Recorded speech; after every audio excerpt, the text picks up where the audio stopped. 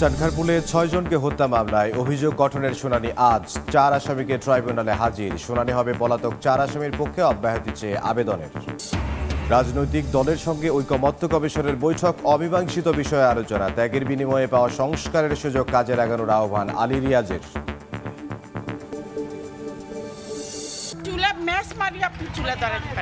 ভাত রান্না করতে অলরেডি 2 ঘন্টা। 150 প্রেসার, এই প্রেসারে গ্যাস নিয়ে তো আমাদের হয় না। রাজধানীতে বিভিন্ন এলাকায় গ্যাসের জন্য হাহাকার। নিয়মিত বিল পরিশোধ করেও গ্রাহকের কাঁধে বাড়তি খরচের বোঝা। নতুন উৎস খোঁজার পরামর্শ। অনেকে ময়লা ফালায়, অনেকে পচা জিনিস ফালায়। অনেক দুর্গন্ধ, আপনি এখানে গেলে বুঝতে পারবেন। গুলশান লেক যেন প্রদীপের নিচে অন্ধকার। অট্টালিকার পাশেই ময়লার ভাগাড়। দূষণ রোধে নেই বরাদ্দ। সিটি কর্পোরেশনের উদাসীনতাকে দুষছেন বাসিন্দারা।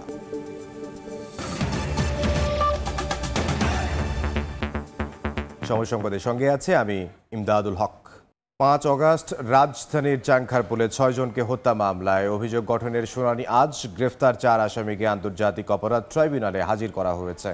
সাবেক ডিএমপি কমিশনার হাবিবুর রহমান হাবিব সহ এই মামলায় পলাতক ৪ আসামির পক্ষে অব্যাহতি চেয়ে করা আবেদনের শুনানি হবে আরও 2 আসামির করা আবেদনের। মামলায় গ্রেফতার ৪ আসামি হলেন শাহবাগ থানার বরখাস্তকৃত পরিদর্শক আরশাদ ও 3 কনস্টেবল সুজন, ইজাজ হোসেন ইমন ও ইজারুল। পলাতক ৪ আসামি হলেন সাবেক জেপি কমিশনার হাবিবুর রহমান, সাবেক যুগ্ম কমিশনার সুদীপ কুমার চক্রবর্তী, রমনা অঞ্চলের সাবেক অতিরিক্ত উপকমিশনার শাহ আলম মোহাম্মদ আখতারুল ইসলাম, রমনা অঞ্চলের সাবেক সহকারী কমিশনার মোহাম্মদ ইমরুল। ৫ অগাস্ট রাজধানীর চাটখারপুলে গুলি করে ৬ জনকে হত্যার ঘটনায় মানবতা বিরোধী অপরাধের মামলার অভিযোগ গত ২৫ মে আমলে নেন ট্রাইব্যুনাল।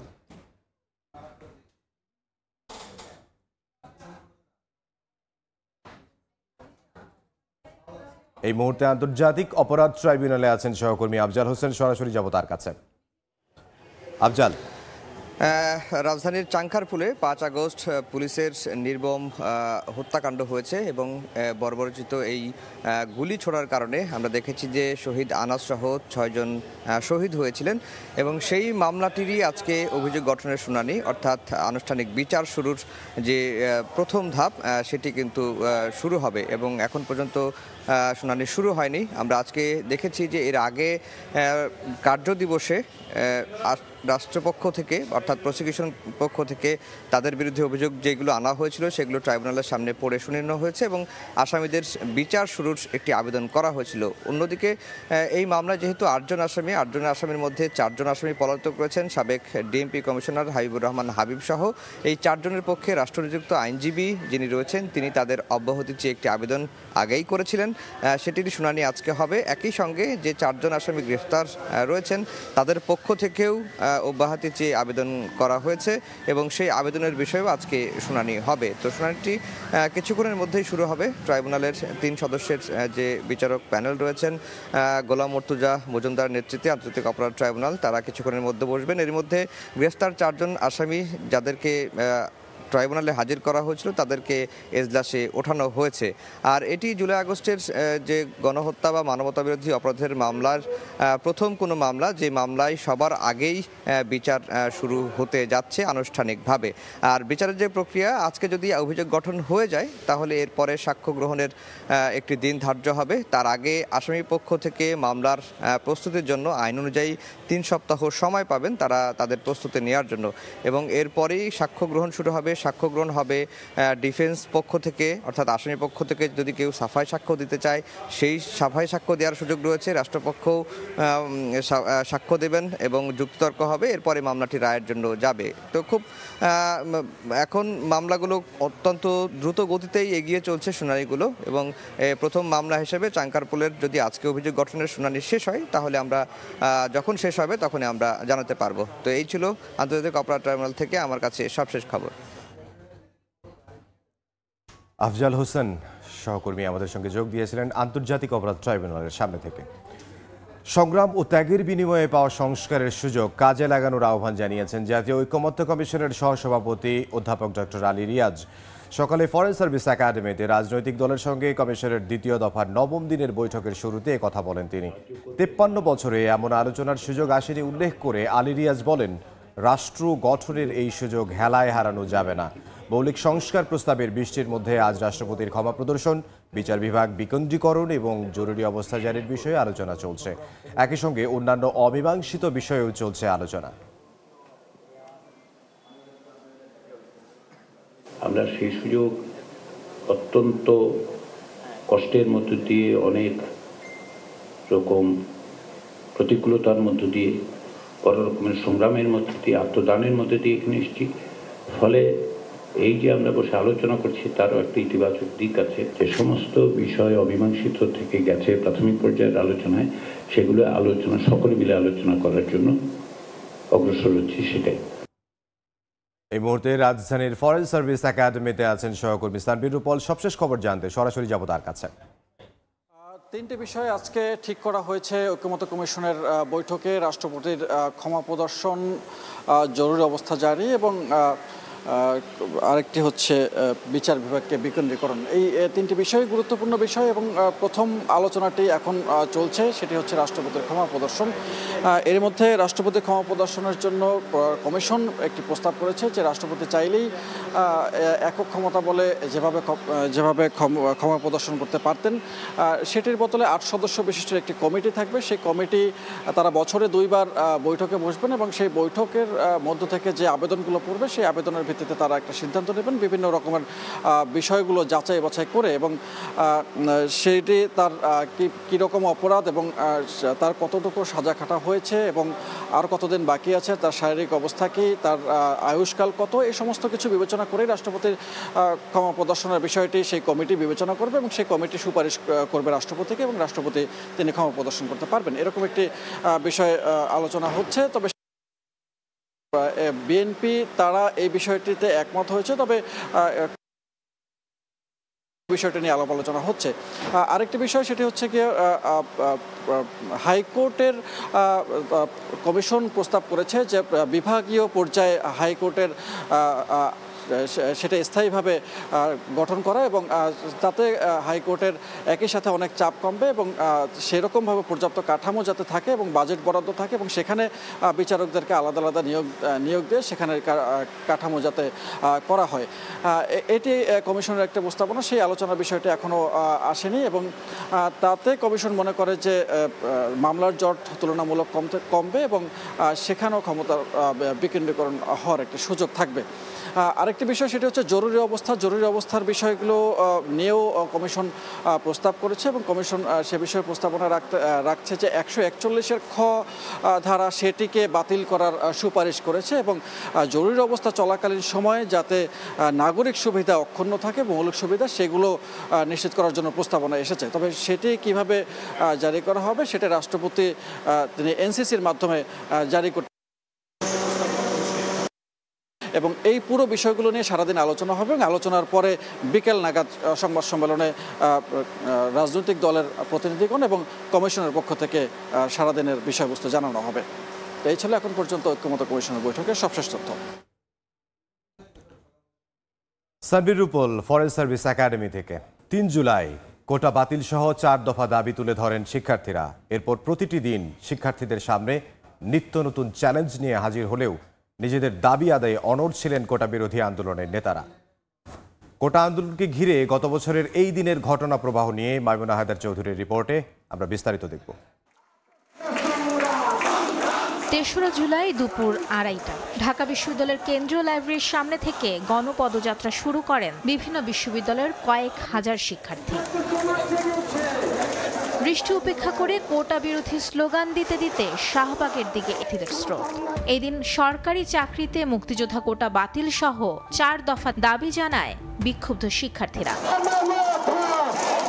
এক পর্যায়ে আন্দোলনকারীরা অবরোধ করে রাখেন শাহবাগ মোড়। একই দাবিতে ঢাকার বাইরের বিভিন্ন সড়ক অবরোধ করে বিক্ষোভ করেন বিভিন্ন বিশ্ববিদ্যালয়ের শিক্ষার্থীরা। ঘোষিত 4 দফা দাবি বাস্তবায়িত না হলে দেশ জুড়ে লাগাতার আন্দোলনের হুঁশিয়ারি দেন তারা। মাইমুনা হায়দার চৌধুরী, সময় সংবাদ, ঢাকা। পবিত্র আশুরার তাজিয়া মিছিলকে কেন্দ্র করে কোনো নিরাপত্তা ঝুঁকি নেই বলে জানিয়েছেন ডিএমপির ভারপ্রাপ্ত কমিশনার সরওয়ার হোসেন।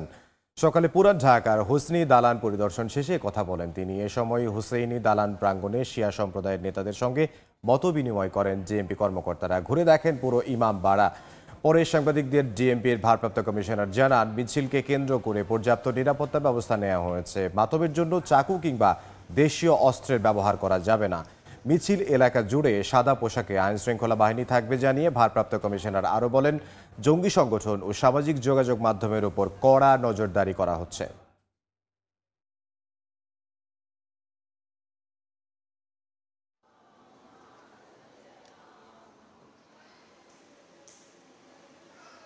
বিভিন্ন উঁচু ভবনসমূহের সাথে সাদা পোশাকে এবং ইউনিফর্মে পুলিশ উপস্থিত থেকে সার্বক্ষণিক নজরদারি সহ নিরাপত্তা ব্যবস্থা পালন করছে। গুরুত্বপূর্ণ ইমামবাড়া সিসি ক্যামেরা দ্বারা সার্বক্ষণিক পর্যবেক্ষণ এবং এর পাশাপাশি সামাজিক যোগাযোগ মাধ্যমসমূহে সাইবার পেট্রোলিংয়ের মাধ্যমে মনিটরিং করে ব্যবস্থা নেওয়া হচ্ছে। অপরাধ ভাই অপরাধেই, এইটা জঙ্গি আর এইটা ওইটা নিয়ে করার দরকার নেই। একটা বোমা মারবে, মানুষ মরবে, এটা অপরাধ, এটা ক্রাইম। ক্রাইমের বিচার প্রচলিত আইনে যেভাবে আছে সেভাবেই হবে। সময় সংবাদে আরও থাকছে। বান্দরবানের রোমায় সেনাবাহিনীর অভিযান, কুকি চীনের কমান্ডার সহ নিহত 2, SMG রাইফেল সহ অস্ত্র ও গোলাবারুদ উদ্ধার। রাজধানীর বিভিন্ন এলাকায় গ্যাসের জন্য হাহাকার। বাসাবাড়ি, ফিলিং স্টেশন থেকে শিল্প কারখানা, কোথাও নেই গ্যাসের চাপ। নিয়মিত বিল পরিশোধ করেও গ্রাহকের কাঁধে বাড়তি খরচের বোঝা। জ্বালানি বিশেষজ্ঞ বলছেন, সমস্যার সমাধানে বিকল্প উৎস খুঁজে বের করা উচিত। ওমর ফারুকের ছবিতে রৌনক নিয়ন্তার প্রতিবেদন। চুলা ম্যাচ মারি আপনি চুলা দাঁড়াতে পারবেন না। মাই গড, ভাত রান্না করতে অলরেডি 2 ঘন্টা। 150 প্রেসার, এই প্রেসারে গ্যাস নিয়ে তো আমাদের হয় না। মালিকের কারেন্ট বিল যা আছে তেলটা হয় না।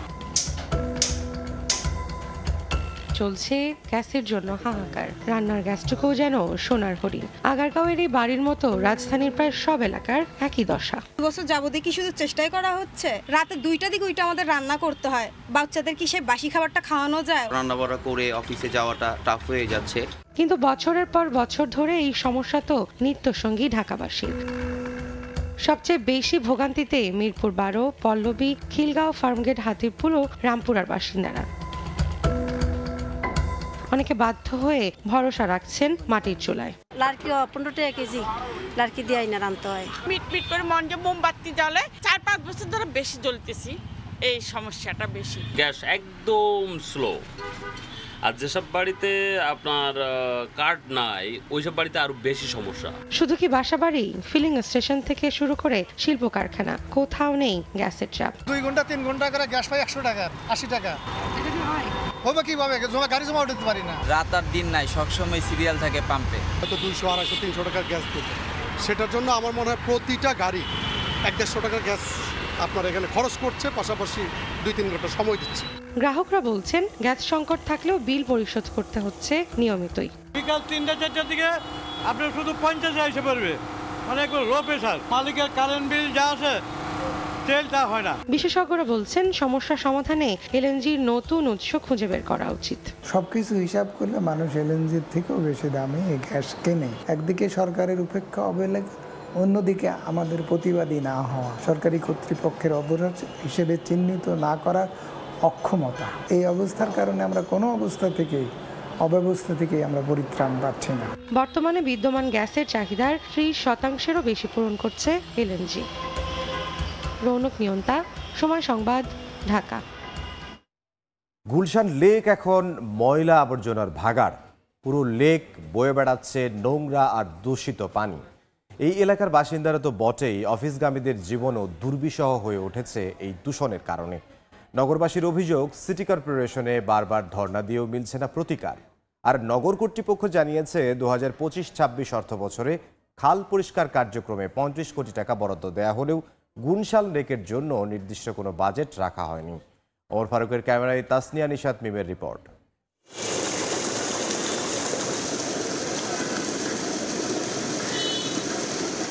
এ যেন প্রদীপের নিচে অন্ধকার, নেই গুলশানের আভিজাত্যের ছিটে ফোটাও। সূত্র অট্টালিকার পাশেই লেকের বেহাল দশা।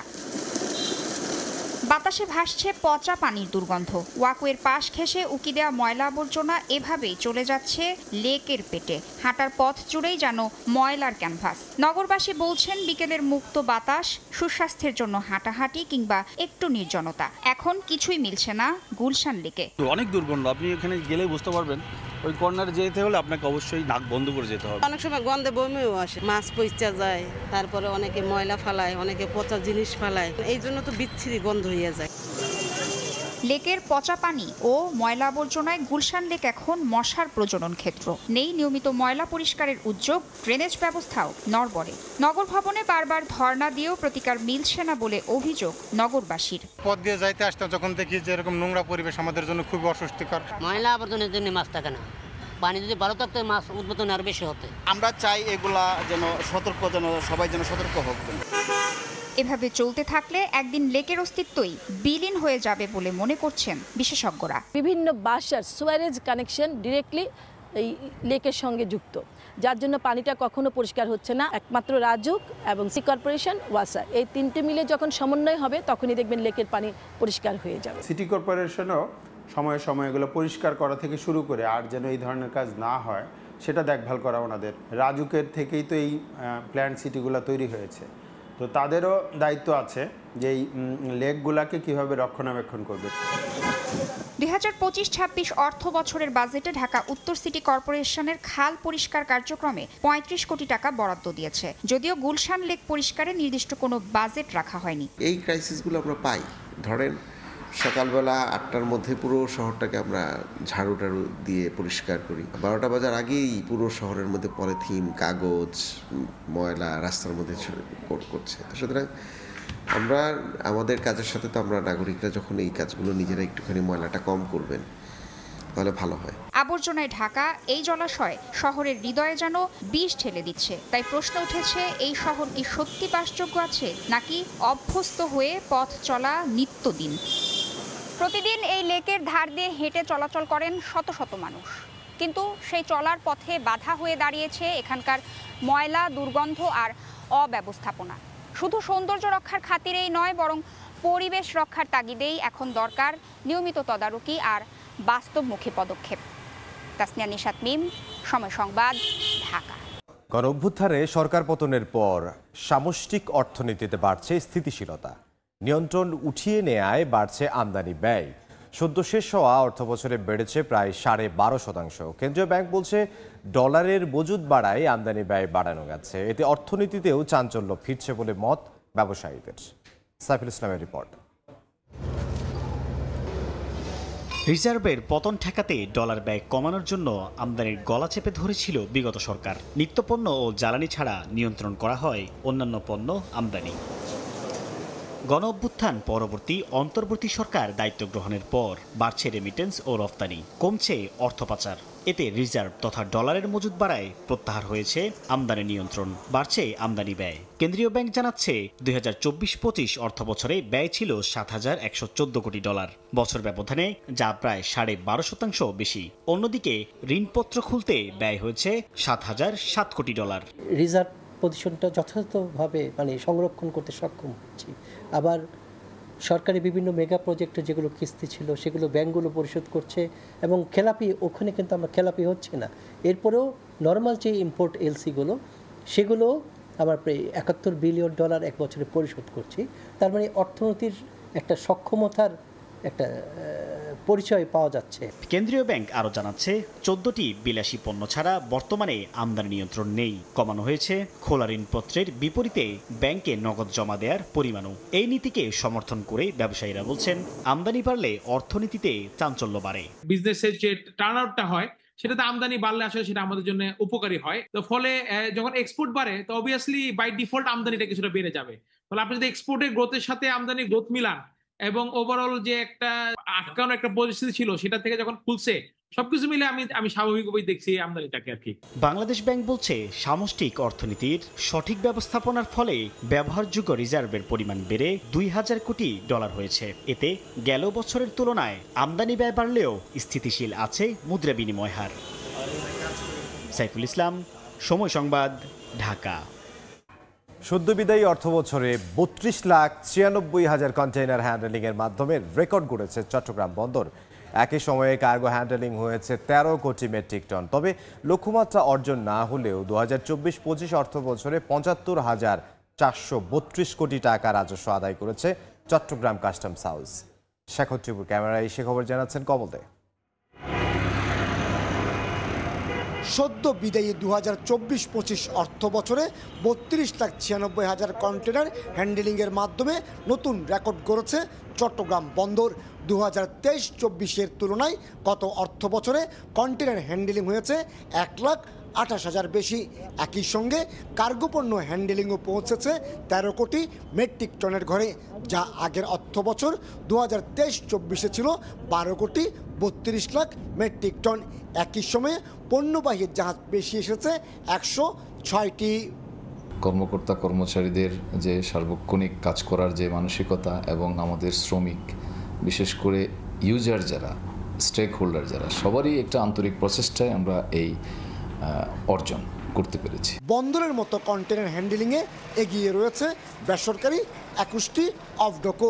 বিদায়ী অর্থ বছরে 14.72% প্রবৃদ্ধি হিসাবে 7,77,000 রপ্তানি এবং 3.71% প্রবৃদ্ধি হিসাবে 2,65,000 আমদানি কন্টেনার হ্যান্ডেলিং হয়েছে। যে বিগত অর্থ বছরের তুলনায় এই অর্থ বছরে যদিও আমরা বিভিন্ন রাজনৈতিক সংকটের মধ্যে দিয়ে গেছি, তারপরও ডলার রিজার্ভ, তারপর ডলারের বিপরীতে টাকা যে ডিভ্যালুয়েশন, এই জিনিসগুলোতে আমরা আরও শক্ত অবস্থানে চলে গিয়েছি এবং আমাদের ব্যবসায়ী মহল ঘুরে দাঁড়িয়েছে। তবে অর্থ বছরের শেষ দিকে শুল্ক কর্মকর্তাদের ধর্মঘটের কারণে বন্দরে বেশ কিছু কন্টেনার আটকা পড়ে। এই অবস্থায় আমদানিকারকরা বলছেন 4 গুণ স্টুডেন্টের মতো জরিমানার কারণে তারা ক্ষতির মুখে পড়ছেন। অন্তত চট্টগ্রাম বন্দরে যে সমস্ত চার্জগুলো আমাদের অতিরিক্ত গুনতে হবে, সে বিষয়ে যাতে বন্দর কর্তৃপক্ষ যাতে একটা বিবেচনা করে যে কেন ওই সময়ের জন্য অতিরিক্ত টাকাগুলো আমদানিকারকরা পে করবে। বিদায়ী অর্থ বছরে চট্টগ্রাম কাস্টম হাউসের রাজস্ব আদায়ের লক্ষ্যমাত্রা ছিল 80,402 কোটি টাকা, বিপরীতে আদায় হয়েছে 75,432 কোটি টাকা। গণ আন্দোলনের মধ্য দিয়ে শুরু হয়েছিল অর্থ বছর, এরপর ভয়ঙ্কর বন্যা, আর অর্থ বছর শেষ হয়েছে রাজস্ব কর্মকর্তাদের কমপ্লিট শাটডাউনের মধ্য দিয়ে। এত কিছু জটিলতার পরও ঘুরে দাঁড়িয়েছে বাংলাদেশের অর্থনীতি। প্রবৃদ্ধি হয়েছে বন্দরে, প্রবৃদ্ধি হয়েছে কাস্টমসে। কমল দে, সময় সংবাদ, চট্টগ্রাম। নীলফামারীতে জুলাই শহীদ সাজ্জাদের কবর জিয়ারত করেছেন এনসিপি নেতারা। সেখানে আছেন সহকর্মী রেদওয়ান হিমেল। সরাসরি যাব তার কাছে।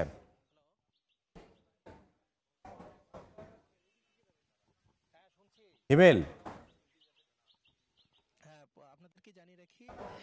এক বছর পর আবারও এসেছে রক্তিম জুলাই। সেই দেশ গড়তে কিন্তু জুলাই পদযাত্রার তৃতীয় দিনে নীলফামারীর সৈয়দপুরে পদযাত্রা সমাবেশ করতে এনসিপি শীর্ষ নেতারা যোগ দিবেন। এর আগে কিন্তু বৃহস্পতিবার সকালে নাহিদ ইসলাম সৈয়দপুরের যে হাতিখানা কবরস্থান রয়েছে সেই কবরস্থানের কিন্তু এসেছেন গার্মেন্টস কর্মী যে চাকরিজীবী 5 আগস্ট যিনি নিহত হয়েছেন, তার কবর জিয়ারত করতে কিন্তু এই মুহূর্তে কিন্তু যে আহ্বায়ক রয়েছেন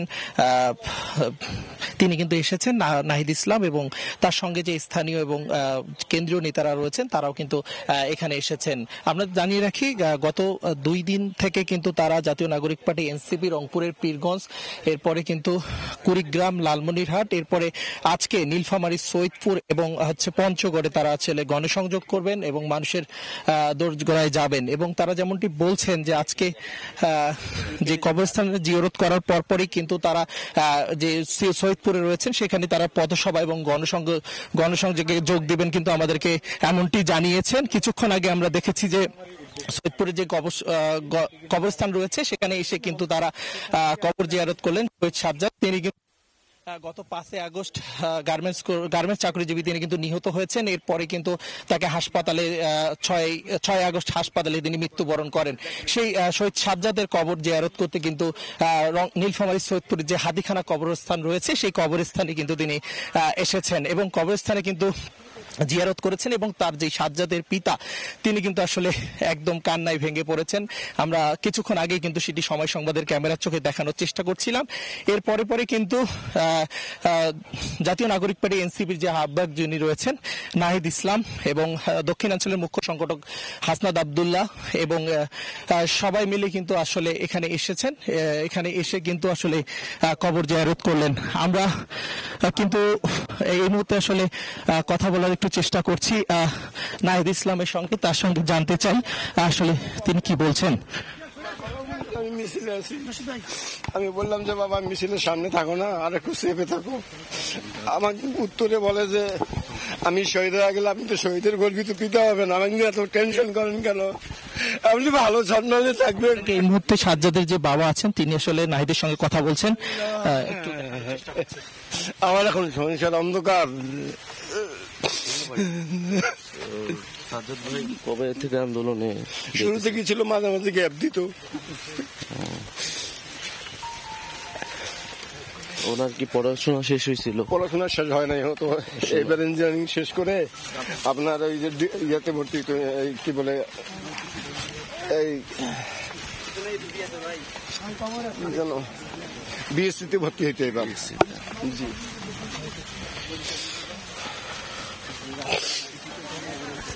আপনারা আগস্টের পরে সৈয়দপুরে ফুল শিফট করলেন, আগস্ট মাসে পরে। আগস্টের মনে হয় 1-1.5 মাস পরে চলে এসেছি ওখান থেকে। 1-1.5-2 মাসের মধ্যে আমি চলে এসেছি। হ্যাঁ, তো দর্শক যেমনটি বলছিলাম যে নাহিদ ইসলাম কিন্তু যে সাজ্জাদ রয়েছেন গার্মেন্টস চাকুরিজীবী, তার কবর জিয়ারত শেষে সাজ্জাদের বাবা তার সঙ্গে কিন্তু স্মৃতিচারণ করছেন এবং আসলে তিনি কেমন ছিলেন, কি করতেন, এই বিষয়গুলো নিয়ে কিন্তু তিনি কিন্তু বলছেন। এবং আমরা এই মুহূর্তে কিন্তু আমরা সেখানে রয়েছি এবং সবকিছু মিলে এখন আমার কাছে ছিল এই তথ্য। এখন আসলে নাহিদ কথা বলবে, আমরা তার সঙ্গে যাব। তো এই ছিল রংপুর সৈয়দপুর নীলফামারী থেকে আমার কাছে থাকা সর্বশেষ তথ্য।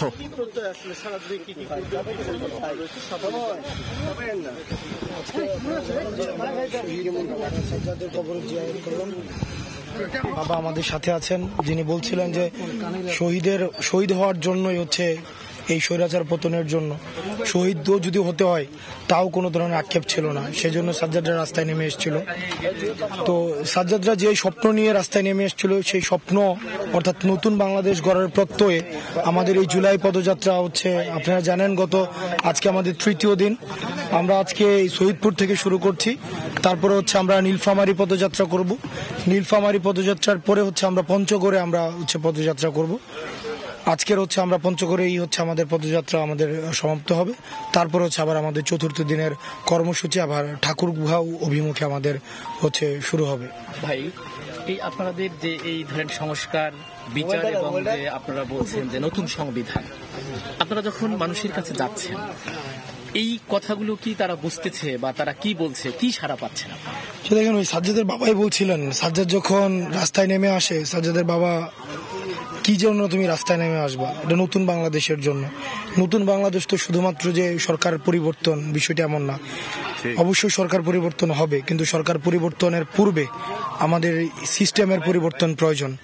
যেগুলোর কারণে ফেসিস্ট উৎপাদন হয়, সে ফেসিস্ট উৎপাদনের প্রক্রিয়াগুলো আমাদের বন্ধ করতে হবে। সেজন্য আমাদের প্রশাসনের সংস্কার প্রয়োজন, আমাদের সংবিধানের পরিবর্তন প্রয়োজন। এবং এই সংবিধান নামে যেটি আমাদের বাংলাদেশে রয়েছে, এটি সংবিধান না, সেটা হচ্ছে আওয়ামী বিধান। আর এখন মানুষ খুবই সচেতন। এখন যদি আমরা শুধু বলি যে মানুষ সচেতন বলেই জীবনের মায়া ত্যাগ করে 5ই আগস্টের পূর্বে মানুষ হচ্ছে রাস্তায় নেমে এসছে। এবং যারা রাস্তায় নেমে আসছে, আপনারা দেখবেন বিশ্ববিদ্যালয়ে শিক্ষার্থীরা রাস্তায় নেমে এসছে, আমাদের হচ্ছে স্কুল পড়ুয়া শিক্ষার্থীরা রাস্তায় নেমে এসছে, কামার কুমুর মাদ্রাসার পড়ুয়া শিক্ষার্থীরা, প্রাইভেট বিশ্ববিদ্যালয়ের শিক্ষার্থীরা। দেখেন, প্রাইভেট বিশ্ববিদ্যালয়ের শিক্ষার্থীদের তো চাকরির কোনো, তাদের তো সরকারি চাকরি করতে হবে এমন কোনো বাধ্যবাধকতা নেই, কিন্তু তারা কেন রাস্তায় নেমে এসছে? তারা এমন একটা বাংলাদেশ চায় যে বাংলাদেশটা আর কোনো ফেসিস্ট উৎপাদনের যত ধরনের পন্থা রয়েছে সেগুলো বন্ধ হয়ে যাবে। আমরা সাজ্জাদের বাবাদের প্রতি আমরা প্রতিজ্ঞাবদ্ধ, আমাদের সাজ্জাদের মৃত্যুর দায়ভার আমাদের উপরে রয়েছে। আমরা সরাসরি ছিলাম নীলফামারীতে, সেখানে জুলাই শহীদ সাজ্জাদ হোসেনের কবর জিয়ারত শেষে কথা বলছিলেন হাসনাত আব্দুল্লাহ, দক্ষিণাঞ্চলের মুখ্য সংগঠক এনসিপির, এবং তার আগে কথা বলছিলেন সাজ্জাদের বাবা এবং আহ্বায়ক এনসিপির নাহিদ ইসলাম এবং আমাদের সহকর্মী রেদওয়ান হিমুলও সেই তথ্য আমাদেরকে জানাচ্ছিলেন।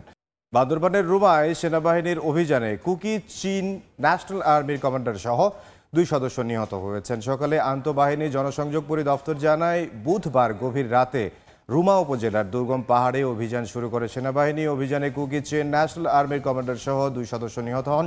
এ সময় 3টি SMG, একটি রাইফেল সহ অস্ত্র ও গোলাবারুদ উদ্ধার করা হয়। মৌলভীবাজারের পাল্লাথল পুঞ্জি সীমান্ত দিয়ে নারী শিশুসহ 48 জনকে পুশিন করেছে বিএসএফ। বিজিবি জানায় সকালে বড়লেখা উপজেলার পাল্লাথলের পাহাড়ি এলাকায় 48 জনকে ঘোরাঘুরি করতে দেখেন স্থানীয়রা। এ সময় টহলরত বিজিবিকে জানালে তাদের আটক করে হেফাজতে নেওয়া হয়। জিজ্ঞাসাবাদে আটককৃতরা জানান তাদের মধ্যে কেউ চিকিৎসা নিতে, আবার কেউ কাজের সন্ধানে প্রায় 17 বছর আগে কুড়িগ্রাম ও যশোর সীমান্ত দিয়ে অবৈধভাবে ভারতে গিয়েছিলেন। ভোলার তজুমুদ্দিনে দলবদ্ধ ধর্ষণ মামলার প্রধান আসামি সহ আরও 2 জনকে গ্রেফতার করেছে পুলিশ। এ নিয়ে মামলার এজাহারভুক্ত 7 আসামির মধ্যে 4 জনকে গ্রেফতার করা হলো। স্থানীয়দের দাবি টাকার দেন দরবার নয়, তৃতীয় স্ত্রীর আক্রোশের শিকার ওই গৃহবধূ ও তার স্বামী। ভোলার তজুমুদ্দিনে আলোচিত ধর্ষণ মামলার 3 নম্বর আসামি ঝর্ণা বেগমের বসতঘর এটি। 29 জুন দুপুরে এ ঘরেই সংঘবদ্ধ ধর্ষণের শিকার হন এক গৃহবধূ। 30 জুন মামলা হলে গ্রেফতার করা হয় ঝর্ণাকে। উপজেলার মাওলানা কান্দির বাসিন্দা ঝর্ণা বেগমকে 8 মাস আগে বিয়ে করেন রুবেল। ওই সময় ঋণ করে স্বামীকে 1,80,000 টাকা দেন বলে দাবি ঝর্ণার স্বজনদের। পরে স্বামীর সঙ্গে দূরত্ব তৈরি হলে চলে টাকা নিয়ে দেন দরবার। 28 জুন রাতে কৌশলে ডেকে নিয়ে 1,80,000 টাকা ও দেনমোহর চান রুবেলের তৃতীয় স্ত্রী ঝর্ণা। স্থানীয়দের দাবি ওই টাকা না পেয়ে রুবেলকে রাতভর মারধর করে ভাড়াটে সন্ত্রাসীরা। খবর পেয়ে পরদিন স্বামীকে ছাড়িয়ে নিতে ঝর্ণার বাড়িতে গেলে সেখানে সংঘবদ্ধ ধর্ষণের শিকার হন রুবেলের প্রথম স্ত্রী।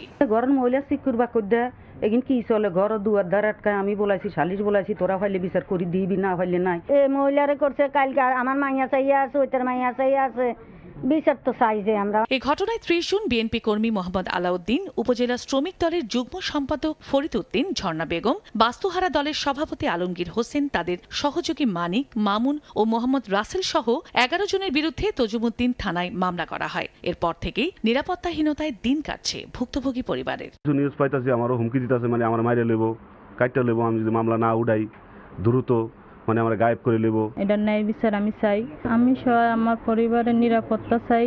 ধর্ষণের ঘটনায় জড়িতরা কোনোভাবেই ছাড় পাবে না বলে জানিয়েছে পুলিশ। এরই মধ্যে বুধবার রাতে নোয়াখালীর হাতিয়া ও ভোলার বোরহান উদ্দিনে অভিযান চালিয়ে প্রধান আসামি আলাউদ্দিন সহ 2 জনকে গ্রেফতার করা হয়েছে। এ নিয়ে মামলার 7 আসামির মধ্যে 4 জনকে গ্রেফতার করেছে পুলিশ। একাধিক অভিযান টিম বাইরে প্রেরণ করছি, প্রযুক্তিগত সহায়তা নিতেছি, ম্যানুয়ালি সোর্সিং কাজ করতেছি। এই ঘটনায় 2 ছাত্রদল নেতা সজীব ও রাসেল, শ্রমিক দলের যুগ্ম সম্পাদক ফরিদ উদ্দিন এবং বাস্তুহারা দল সভাপতি আলমগীর হোসেনকে সংগঠন থেকে বহিষ্কার করা হয়েছে। সময় সংবাদ, ভোলা। মাদারীপুরের শিবচরে ঢাকা ভাঙা এক্সপ্রেসওয়ে থেকে অজ্ঞাত নারীর লাশ উদ্ধার করা হয়েছে। পুলিশ জানায় ভোরে উপজেলার কুতুবপুর মুন্সিবাজার এলাকায় এক্সপ্রেসওয়ের ঢাকামুখী লেনে এক নারীকে রক্তাক্ত অবস্থায় পড়ে থাকতে দেখেন স্থানীয়রা। খবর পেয়ে পুলিশ ঘটনাস্থলে পৌঁছে গুরুতর অবস্থায় ওই নারীকে উদ্ধার করে শিবচর উপজেলা স্বাস্থ্য কমপ্লেক্সে নিয়ে গেলে চিকিৎসক মৃত ঘোষণা করেন। এখন পর্যন্ত নিহতের পরিচয় শনাক্ত করা সম্ভব হয়নি। রাস্তা পার হবার সময় দুর্ঘটনা বলে প্রাথমিকভাবে ধারণা করা হচ্ছে।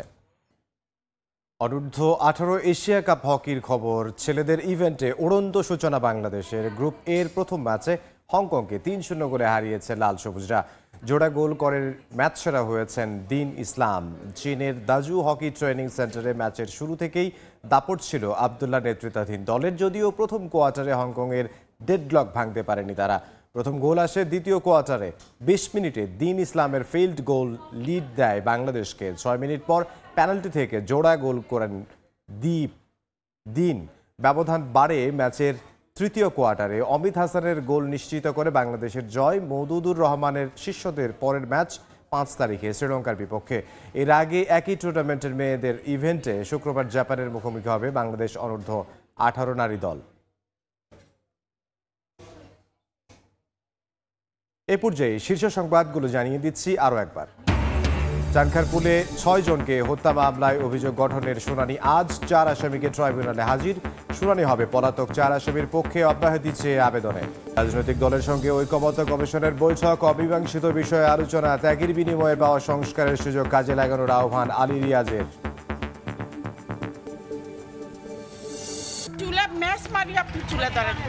ভাত রান্না করতে অলরেডি 2 ঘন্টা। 150 প্রেসার, এই প্রেসারে গ্যাস নিয়ে তো আমাদের হয় না। রাজধানীতে বিভিন্ন এলাকায় গ্যাসের জন্য হাহাকার। নিয়মিত বিল পরিশোধ করেও গ্রাহকের কাঁধে বাড়তি খরচের বোঝা। নতুন উৎস খোঁজার পরামর্শ বিশেষজ্ঞের।